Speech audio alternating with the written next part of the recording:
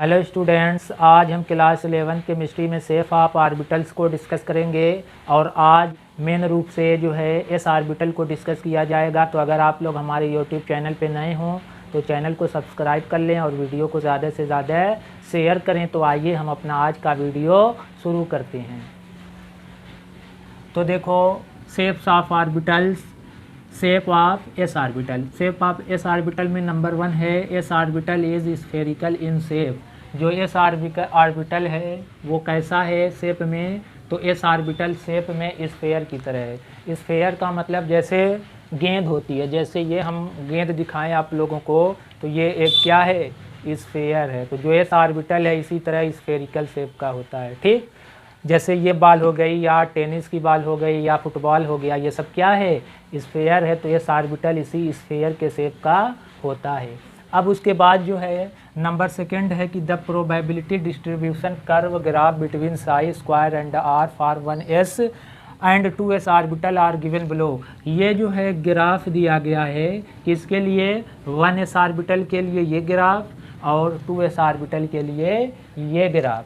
कि मतलब इलेक्ट्रॉन के पाए जाने की प्रोबेबिलिटी को ग्राफ के द्वारा यहाँ पे समझाने की कोशिश की गई है। तो आइए समझते हैं। जैसे यहाँ देखो, ये हमारे पास कोई जो है न्यूक्लियस है। तो अब यहाँ पे देखो, इस पॉइंट को अगर लो तो इस पॉइंट मतलब साई की वैल्यू बहुत ज़्यादा है। इस पॉइंट पे साई की वैल्यू बहुत ज़्यादा है कि नहीं? देखो कितनी ऊंचाई तक गया है ये। ठीक, तो साई की वैल्यू अगर इस पर्टिकुलर पॉइंट पर साई की वैल्यू की बात की जाए तो बहुत ज़्यादा है साई की वैल्यू। और आर की वैल्यू इसके रिस्पेक्ट में देखो, आर की वैल्यू यहीं मिलेगी। अगर उस पॉइंट को निकाला जाए, ज्वाइन किया जाए तो यही मिलेगा हमारा। तो आर यहाँ मिलेगा और जो है साई यहाँ मिलेगा। मतलब इस डिस्टेंस पे ये न्यूक्लियस है। ये यहाँ पे क्या है? 0 0 न्यूक्लियस है। न्यूक्लियस से ज़रा सी दूरी पर देखो ये साई स्क्वायर क्या है? ये जो हमारा साई स्क्वायर है ये प्रोबेबिलिटी है इलेक्ट्रॉन के पाए जाने की। तो इस ग्राफ में देखो, ये ग्राफ ये बता रहा है कि जो न्यूक्लियस है उससे ज़रा सी दूरी पे इलेक्ट्रॉन के पाए जाने की प्रोबेबिलिटी बहुत ज़्यादा है। देखो इस ग्राफ में सबसे ऊंचा यही पॉइंट है। तो यहाँ पे साई स्क्वायर की वैल्यू सबसे ज़्यादा होगी। साई स्क्वायर की वैल्यू इस पॉइंट पे बहुत ज़्यादा है, लेकिन आर की वैल्यू बहुत कम है। लेकिन 0 एकदम नहीं है, थोड़ी सी है, 0 से थोड़ा सा ज़्यादा है कि नहीं? तो इसमें यही बताया जा रहा है कि ये न्यूक्लियस है। तो न्यूक्लियस को एकदम टच करता हुआ इलेक्ट्रॉन नहीं रहता है।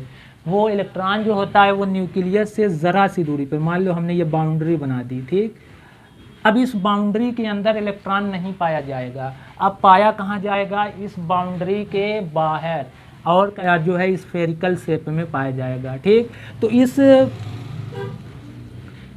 तो इस बाउंड्री के बाहर चारों तरफ इलेक्ट्रॉन जो है मैक्सिमम प्रोबेबिलिटी होगी पाए जाने की। इलेक्ट्रॉन के पाए जाने की प्रोबेबिलिटी क्या होगी? मैक्सिमम होगी। देखो डॉट कितने पास पास हैं।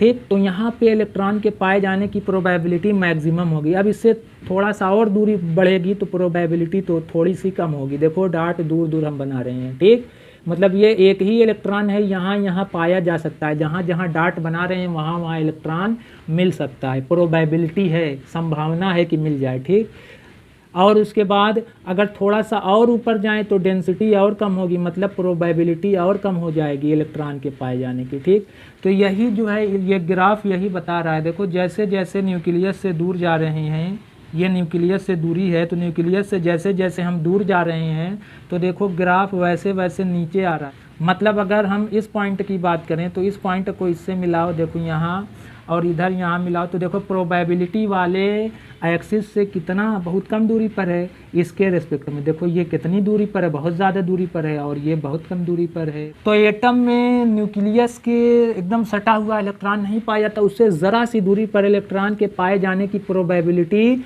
मैक्सिमम होती है।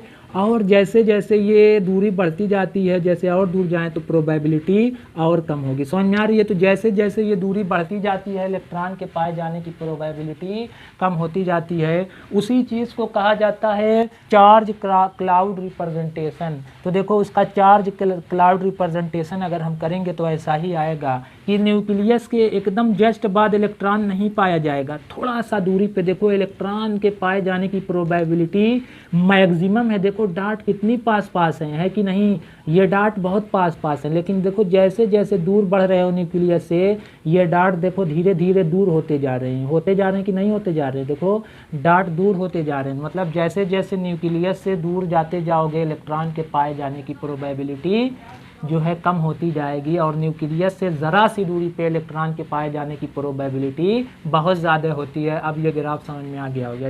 इसी चीज़ को इस ग्राफ में, ये ग्राफ रिप्रेजेंटेशन है, ये चार्ज क्लाउड रिप्रेजेंटेशन। तो ऐसे इलेक्ट्रॉन पाया जाता है 1s ऑर्बिटल में। ठीक, अब 2s ऑर्बिटल की बात की जाए तो 2s ऑर्बिटल में तो पहले ये चीज़ होती ही है कि न्यूक्लियस से ज़रा सा दूरी पे इलेक्ट्रॉन के पाए जाने की प्रोबेबिलिटी मैक्सिमम होती है। फिर जैसे जैसे दूरी बढ़ती जाती है वो प्रोबेबिलिटी धीरे धीरे कम होती जाती है। देखो ये डार्ट जो है कितने दूर दूर हो रहे हैं, है कि नहीं, और यहाँ देखो एकदम करीब में देखो कितने पास पास थे, है कि नहीं।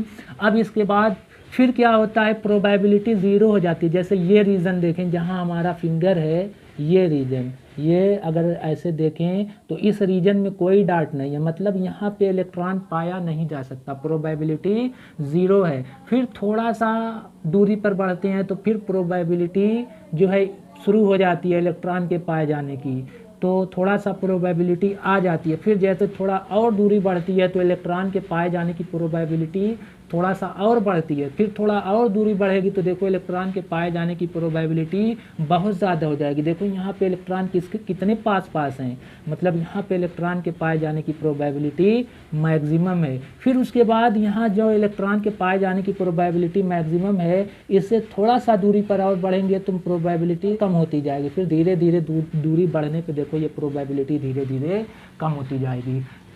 ठीक, उसी चीज़ को यहाँ पे ग्राफ में दिखाया गया कि देखो पहला पॉइंट यहाँ है, मतलब ये यहाँ से मिलेगा, यानी न्यूक्लियस के पास, ये न्यूक्लियस है तो ये न्यूक्लियस से बहुत समीप है कि नहीं, बहुत पास ये बिंदु है ये, तो न्यूक्लियस के पास इलेक्ट्रॉन के पाए जाने की प्रोबेबिलिटी मैक्सिमम होती है। फिर उसके बाद जैसे जैसे नीचे आ रहे हो देखो जैसे जैसे इलेक्ट्रॉन, जैसे जैसे न्यूक्लियस से ये दूरी बढ़ रही है, ये न्यूक्लियस से दूरी वाला एक्सिस है, जैसे जैसे न्यूक्लियस से दूरी बढ़ रही है, जैसे मतलब ये हमने न्यूक्लियस बनाया तो यहाँ इलेक्ट्रॉन के पाए जाने की प्रोबेबिलिटी बहुत ज़्यादा है थोड़ा सा दूरी पे, लेकिन जैसे जैसे दूरी बढ़ रही है देखो इलेक्ट्रॉन दूर दूर दूर दूर। ठीक, और देखो फिर दूरी बढ़ने पे एक रीजन ऐसा आया जहाँ पे ये देखो ग्राफ आके जो है इसे एक्स एक्सिस से मिल गया, मतलब यहाँ पे इलेक्ट्रॉन के पाए जाने की प्रोबेबिलिटी ज़ीरो हो गई, जो कि ये रीजन हमने बताया यहाँ पे इलेक्ट्रॉन के पाए जाने की प्रोबेबिलिटी कैसी है, ज़ीरो है।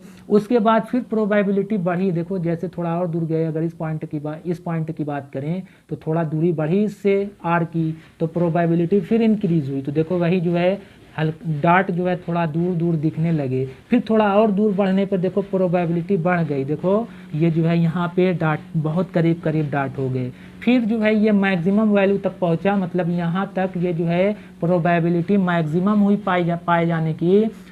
फिर उसके बाद नीचे ग्राफ देखो आता गया, मतलब नीचे आ रहा है, मतलब अब फिर प्रोबेबिलिटी क्या हो रही है, कम हो रही है। तो देखो अब इसके बाद धीरे धीरे इलेक्ट्रॉन दूर होते जा रहे हैं, मतलब डार्ट जो है एक दूसरे से दूर होते जा रहे हैं, और फिर और दूरी बढ़ने पे ये क्या हो जाता है, ये ग्राफ एक्स एक्सिस के पैरेलल हो जाता है। मतलब कहने का ये है कि अब जो प्रोबेबिलिटी है ज़ीरो धीरे धीरे शून्य की तरफ टेंड करने लगती है, ज़ीरो की तरफ टेंड करने लगती है। तो हम उम्मीद करते हैं कि जो है ये चार्ज क्लाउड रिप्रेजेंटेशन और ये जो ग्राफ दिया गया है इसको आप लोगों ने अंडरस्टैंड किया होगा। तो ये हमारा आज का 3 पॉइंट कवर हो गया, पहला ये, दूसरा और ये तीसरा। अब उसके बाद आज का हमारा चौथा पॉइंट है और एस ऑर्बिटल का आखिरी पॉइंट है कि in s orbital density of electron in all direction is same.